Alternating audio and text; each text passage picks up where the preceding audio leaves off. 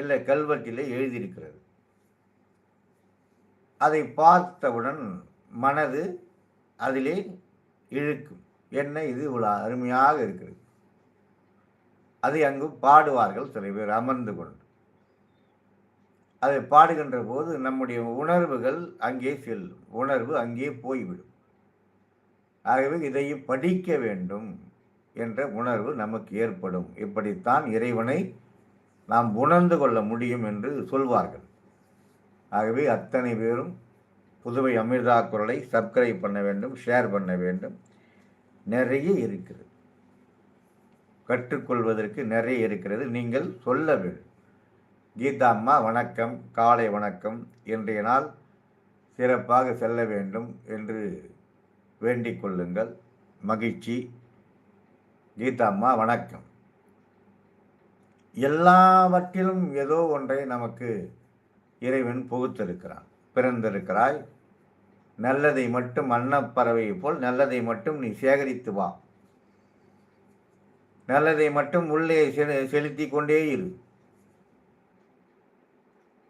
நல்ல நல்ல செயல், நல்ல நல்ல வார்த்தைகள் உள் மனதிலே செலுத்தி கொண்டே இரு. அது பிற்காலத்திலே உனக்கு பயன்பெறும் என்று என்னுடைய முன்னோர்கள், தாத்தா, மாமா இதெல்லாம் சொல்வார்கள். நல்லவற்றை சேகரித்து கொண்டே இரு. நல்லவற்றை உள்வாங்கிக் கொண்டே இரு. எது நல்லவை என்று உனக்கு தெரியும்.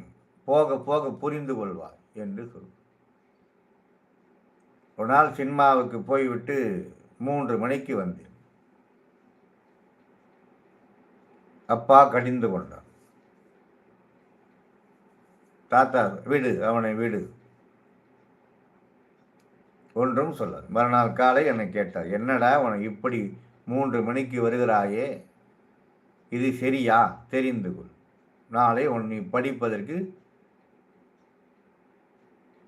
டெக்னிக்கல் கோர்ஸ் படித்து கொண்டிருக்கிறாய், அங்கு செல்ல வேண்டும். எப்படி உன்னால் அங்கு அமர முடியும்? தூக்கமாக வராதா என்று கடிந்து கொள்வார். வேகமாக திட்டினார். என்னுடைய மாமா சொன்னார், அவனை ஒன்றும் சொல்லார். அந்த வயதில் நீ அப்படித்தான் இருந்தாய், அவனுக்கு புரிய வைக்க வேண்டும் என்று சொல்வார்.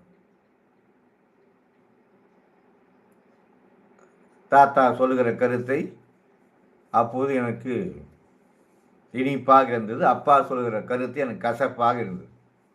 இதுதான் வாழ்க்கை. ஒரு செயல் நமக்கு இனிப்பாக இருக்கும், ஒரு செயல் நமக்கு கசப்பாக இருக்கும். ஆகவே இரண்டையும் எது இனிப்பு எது கசப்பு என்று புரிகிற வரை நாம் குழப்பமாகத்தான் இருப்போம். யார் எதை சொன்னாலும் நமக்கு காதிலே விழாது.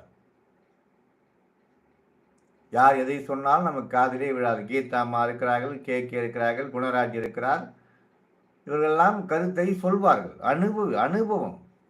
அனுபவம் தான் நமக்கு நல்ல கருத்தை உருவாக்கும். மனதிலே ஒரு வலி ஏற்படும். அவர்களுக்கெல்லாம் ஒரு வலி ஏற்பட்டு இருக்கும். நம்முடைய கே அவர்களுக்காகட்டும், கீதா அம்மா, யாருக்காவது ஒரு வலி ஏற்படும். அந்த வலியை மற்றவர்கள் வரக்கூடாது என்பதற்காக அது கருத்தாக, அந்த சொல்லாக மாறும். அது நமக்கு கருத்தாக ஏற்றுக்கொள்ள வேண்டும். இந்த கருத்தைப்படி நட. நான் இப்படித்தான் கடினப்பட்டேன், இப்பொழுது கடினப்பட்டு கொண்டிருக்கிறேன். ஆகவே நீ இப்படி நடக்கக்கூடாது, இப்படி நட என்று அறிவுரை சொல்வார்கள். அந்த அறிவுரை நமக்கு கருத்தாக ஏற்றுக்கொள்ள வேண்டும், கனிவோடு பெற்றுக்கொள்ள வேண்டும். என்னடா நீ என்ன எனக்கு அறிவுரை சொல்வது என்று சொல்லக்கூடாது. அறிவுரை எந்த வயதில் வரும், எப்படி வரும் என்று சொல்ல முடியாது. உலகத்தில் உள்ள ஞானிகள் எல்லாம் எப்படி மாறி இருக்கிறார்கள் என்பதை பார்க்க வேண்டும். உலகத்தில் உள்ள ஞானிகள், தலைவர்கள்,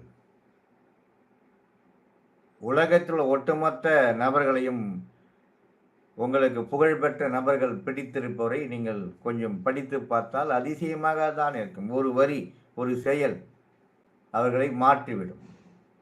ஆகவே ஒவ்வொரு செயலும், ஒரு சொல்லும் நம்மை மாற்றக்கூடிய சொல்லாக இருக்கிறது என்பதை மட்டும் நினைவிலே வைத்து கொள்ள வேண்டும். ஆகவே அத்தனை பேருக்கும்